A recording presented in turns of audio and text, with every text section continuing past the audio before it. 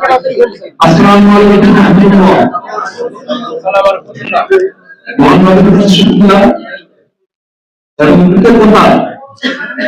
বাংলাদেশের আপামর সাধারণ জনগণকে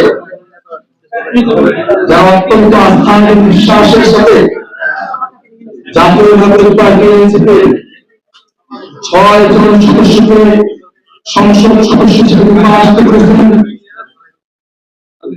যারা জাতীয় নাগরিক পার্টি এনসিপি অন্য সংসদ সদস্য পদপ্রার্থীদেরকে বিপুল পরিমাণে ভোট দিয়েছেন, যারা জাতীয় নাগরিক পার্টি এনসিপির পক্ষে কথা বলেছেন, এনসিপির শুভাকাঙ্ক্ষী দেশে এবং প্রবাসে আপনারা যারা আছেন, এই বাংলাদেশের জনগণ আপনাদের সকলকে জাতীয় নাগরিক পার্টি এনসিপির পক্ষ থেকে শুভেচ্ছা এবং মোবারকবাদ। আমরা ধন্যবাদ জানাই আগামী দলীয় জোটকে বাংলাদেশ জামায়াতে ইসলামী, খেলাফত মজলিস, এবি পার্টি, নেজামে ইসলাম, লিবারেল পার্টি, জাসপা সহ আগামী দলীয় জোটের সকল শরীরকে আমরা ধন্যবাদ জ্ঞাপন করছি। আমরা ধন্যবাদ জ্ঞাপন করছি জাতীয় নাগরিক পার্টি এনসিপির সারা সেই নেতাকর্মীদেরকে যারা খুব অল্প সময়ের ব্যবধানে 1 বছর সময় হতে সারা বাংলাদেশে জাতীয় নাগরিক পার্টি এনসিপির শক্তিকে ছড়িয়ে দিয়েছেন। আমি ধন্যবাদ জ্ঞাপন করছি জাতীয় নাগরিক পার্টি এনসিপির কেন্দ্রীয় কমিটির সদস্যবৃন্দকে। আমি ধন্যবাদ জ্ঞাপন করছি জাতীয় নাগরিক পার্টি এনসিপির জাতীয় যুব শক্তি, জাতীয় ছাত্র শক্তি, জাতীয় যুব শক্তি এবং অন্যান্য অঙ্গ সংগঠনের নেতৃত্বকে। ধন্যবাদ জ্ঞাপন করছি জাতীয় নাগরিক পার্টি এনসিপির ঢাকা মহানগর উত্তর এবং ঢাকা মহানগরের নেতৃত্ব সহ সারা ঢাকা মহানগর উত্তর এবং ঢাকা মহানগর দক্ষিণ নেতৃত্ব সহ সারা দেশের যারা নেতৃত্ব আছেন তাদের সকলকে আমি ধন্যবাদ জ্ঞাপন করছি। জাতীয় নাগরিক পার্টি এনসিপির এই কার্যালয়ে যারা আমাদেরকে সেবা প্রদান করেন, সেই মনির ভাই, ইসমাইল ভাই, আরাফাত এবং আমাদের সকল যারা সারা দেশের আমাদের সভাপতি আছেন, আপনাদের সকলকে আমি ধন্যবাদ জ্ঞাপন করছি। সুপ্রিয় সাংবাদিক বন্ধুগণ, দেশবাসী, জাতীয় নাগরিক পার্টি এনসিপি 24 মধ্য থেকে 24 মধ্য থেকে জন্ম নেওয়া রাজনৈতিক দল। আমরা যেমন 24 সম্মুখ সারি থেকে বাংলাদেশকে নেতৃত্ব দিয়েছিলাম, তার ধারাবাহিকতায় জাতীয় নাগরিক পার্টি এনসিপি 28 ফেব্রুয়ারি 2025 তারিখে গঠন হওয়ার পর থেকে আমরা বাংলাদেশের সংস্কারের পক্ষে এবং বিচারের পক্ষে আমাদের অবস্থান ব্যক্ত করেছি। জাতীয় ঐক্যমত্য কমিশনে আমরা সংস্কারের পক্ষে আমাদের অবস্থান নিয়েছিলাম।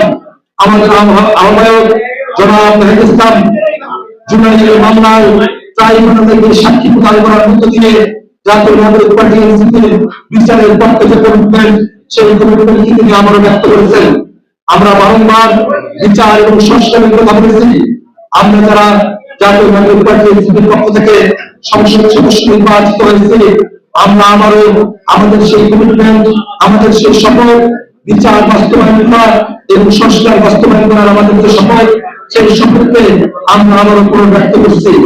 আমরা আবারও জানিয়ে দিতে চাই, সরকার যারা এই গঠন করেছে তাদের কাছে আমরা স্পষ্টভাবে জানিয়ে দিতে চাই, 24 অভ্যুত্থানের সময় থেকে যারা আমাদের ভাইদেরকে খুন করেছে, যারা আমাদের ভাইদেরকে যারা হত্যা করেছে, সেই সব সন্ত্রাসী, আওয়ামী দোসর এবং ফেসিবাদের দোসর যারা আছে, তাদের কাউকেই বিচার বহির্ভূত ভাবে পার সুযোগ দেওয়া হবে না।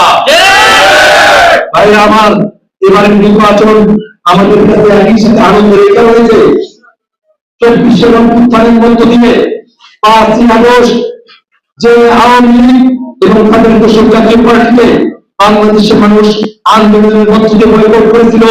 এবারের নির্বাচনে 11 দলীয় জোট এবং বিএনপি জোটের এই নির্বাচনী ফলাফলে আওয়ামী লীগ বাংলাদেশের রাজনীতি থেকে একেবারেই জনমানুষের মন থেকে একেবারে অপ্রাসঙ্গিক হয়ে গেছে। এবারের নির্বাচনে দোসর জাতীয় পার্টিকে সুযোগ দেওয়া হলেও সেই দোসর জাতীয় পার্টির ঘাটতি ভঙ্গ করে দোসর জাতীয় পার্টি দ্বিতীয় স্থান অধিকার করতে পারে নাই।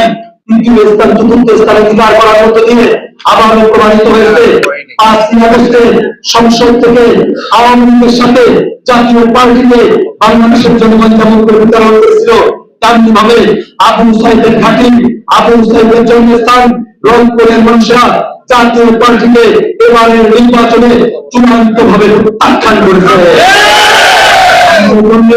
রংপুরের জনগণের কাছে বিশেষভাবে আমাদের কৃতজ্ঞতা জ্ঞাপন করছি। ভাইরা আমার, নির্বাচন অনুষ্ঠিত হয়েছে, আপনারা দেখেছেন অনেকগুলো জায়গাতেই এবারের নির্বাচনে আমরা যদি পরিস্থিতি মূল্যায়ন করি, এবারের নির্বাচনে জনগণের স্বতঃস্ফূর্ত অংশগ্রহণ ছিল। মানুষেরা বাসে করে, ট্রেনে করে, মানুষেরা ট্রলারে করে, লঞ্চে করে তারা তাদের এলাকায় গিয়েছেন। অনেক মানুষেরা নিজেরা বাইসাইকেল, মোটরসাইকেলে করে এলাকায় গিয়েছেন। মানুষেরা স্বতঃস্ফূর্ত ভাবে ভোট দেওয়ার জন্য এসেছেন। মানুষের মধ্যে যে উৎসাহ উদ্দীপনা তৈরি হয়েছিল, 14, 18 এবং 24 নির্বাচন, প্রাথমিক নির্বাচন, আগের রাতের নির্বাচন, রাতের ভোটের নির্বাচন, যেমন ভাবে পারে তার যুদ্ধ নির্বাচন, একদলীয় নির্বাচন, বাংলাদেশকে ধ্বংস করার যে পায়তারা করা হয়েছিল, বাংলাদেশের জনগণ থেকে ভোটাধিকার কেড়ে নেওয়া হয়েছিল। এবারের মানুষেরা এবারের নির্বাচনে তারা ভোটাধিকার প্রয়োগ করতে তারা উৎসাহ উদ্দীপনার সাথে তারা ভোট কেন্দ্রগুলোতে অংশগ্রহণ করেছিলেন, তারা ভোট কেন্দ্রে এসেছিলেন। আমরা দেখেছি জনগণের বিপুল অংশগ্রহণ, কিন্তু ফলাফল প্রকাশের সময়তে আমরা খেয়াল করে দেখেছি অনেকগুলো আসনে পরিকল্পিত ভাবে 11 দলীয় জোটের যারা নেতা কর্মী আছে, 11 দলীয় জোটের যারা প্রার্থী ছিলেন, তাদেরকে পরিকল্পিত ভাবে রেজাল্টে ইঞ্জিনিয়ারিং করে তাদেরকে হারিয়ে দেওয়া হয়েছে। ফল কার্যক্রমের মধ্য দিয়ে 11 দলীয় জোটের নেতা কর্মী, এনসিপির যারা সংসদ সদস্য প্রার্থী আছেন, যে সব আসনগুলোতে আমরা সেগুলো চিহ্নিত করেছি, আমরা সরকারের কাছে, নির্বাচন কমিশনের কাছে নিয়ন্ত্রণভাবে সে বিষয়গুলো আমরা জানানোর উদ্যোগ গ্রহণ করেছি। আমরা চাইব আমাদের এই বাংলাদেশে কোনোভাবে যেন কেউ ফলাফল চুরি করে জনগণের যে অধিকার, ভোটাধিকার, সেটাকে পূর্ণ করার কোন সুযোগ এবারের নির্বাচনেও না পায়। বন্ধুগণ আমার, আমরা খেয়াল করে দেখেছি সারা বাংলাদেশে বিএনপি ক্ষমতায় আসবে এই আভাসটা যখন তারা তৈরি করতে পেরেছে, তখন সারা বাংলাদেশে মানুষের উপরে তারা টর্চার করতে শুরু করেছে। আমরা দেখেছি আমার আসন হারা গেছে, আমার যারা নেতা কর্মী আছে, যারা আমাদের নেতা কর্মী, তাদের বাড়ি ঘরগুলো ভেঙে দেওয়া হয়েছে, তাদের মোটরসাইকেল পুড়ে দেওয়া হয়েছে, কত মানুষকে রক্তাক্ত করা হয়েছে, হুমকি দেওয়া হয়েছে, ধর্ষণের হুমকি দেওয়া হয়েছে। জঘন্যতম ব্যাপার হলো আমাদের কাছে খবর পৌঁছেছে নোয়াখালী হাতিয়ায় আমাদের বোনদেরকে শাপলা এলাকায় ভোট দেওয়ার কারণে তাদেরকে ধর্ষণ করা হয়েছে, এমন ধরনের খবর আমাদের কাছে এসেছে। অত্যন্ত দুর্ভাগ্যের বিষয়, 18 সালের নির্বাচনে সুবর্ণচরে আওয়ামী লীগের মার্কায় ভোট না দেওয়ার কারণে আমাদের একজন বন্ধু যখন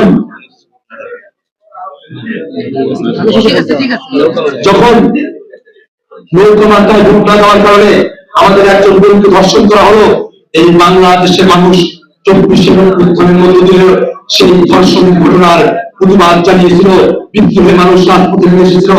এবারও যদি এবং যা বাংলাদেশের নারীদের ক্ষেত্রে রক্তচক্ষু নির্গমন করেছে, যারা বাংলাদেশের মানুষদেরকে চিহ্নিত করতে চায়, যারা আগের মতো করে আওয়ামী স্টাইলে দেশ পরিচালনা করতে চায়, আমরা তাদেরকে হুঁশিয়ার করে বলতে চাই, জাতীয় নাগরিক পার্টি এনসিপির নেতা কর্মীরা থাকা অবস্থায় বাংলাদেশের জনগণকে সাথে নিয়ে আপনাদের বাংলাদেশকে ফ্যাসিস্ট বানানোর যে পায়তারা, সেটাকে সহ্য করবে না। আমার এই বাংলাদেশকে নানা ধরনের ষড়যন্ত্র চলছে, এখনো পর্যন্ত ষড়যন্ত্র চলছে। সেই সব ষড়যন্ত্রকে অবশ্যই বাংলাদেশের জনগণ আমরা নিজেরাই সেটাকে মোকাবেলা করবো। বন্ধুগণ, শপথ গ্রহণের অনুষ্ঠানে ভারতের প্রধানমন্ত্রী নরেন্দ্র মোদীকে রাষ্ট্রীয় প্রটোকলেই দাওয়াত দেওয়া হয়েছে। 2021 সালে ভারতের গোসাই কেন নরেন্দ্র মোদী যখন বাংলাদেশে আসতে চাইছিল, আমরা রাজপথ আন্দোলন করেছিলাম। সেই আন্দোলন থেকে আমাদেরকে গ্রেফতার করা হয়েছিল, আমরা জেল কেটেছি, আমাদের বক্তব্য আমরা দিয়েছি। আমরা জানি আমরা কারোর সাথে শত্রুতা চাই না, শত্রুতা আমাদের জন্য কামনা নয়, কিন্তু প্রতিবেশীও আমাদের প্রতি দায়িত্বশীল আচরণ করবে সেখানে আমরা কামনা করি। এই জন্য সরকারে যারা যাবেন এবং যারা এখন সরকার পরিচালনা করছেন এবং